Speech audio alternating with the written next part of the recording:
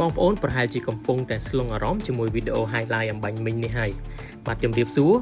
នេះគឺជាការបង្ហាញនាឡិកាដៃម៉ូដថ្មីស្រឡាងមួយដែលទើបតែមកដល់ក្តៅជាមួយនឹងតួជ្រុងដែលប្លែកអារម្មណ៍មែនទែនជាមួយផ្ទៃមុខ Sunray ដ៏សាមញ្ញអមជាមួយមុខងារថ្ងៃទីគឺថាតាក់ទាញ Premium មែនទែនសម្រាប់ម៉ូដនេះ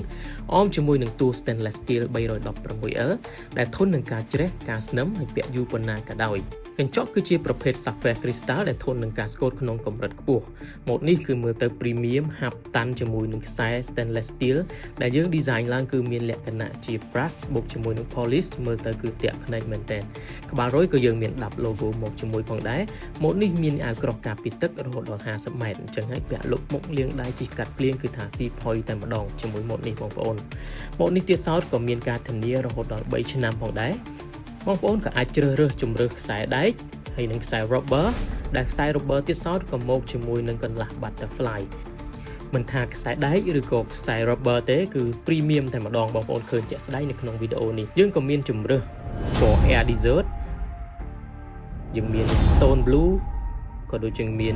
shadow gray ផងដែរគឺសុទ្ធតែពណ៌ដែល hit តែម្ដងបាទអរគុណសម្រាប់ការទស្សនាវីដេអូមួយនេះជួបគ្នានៅវីដេអូក្រោយ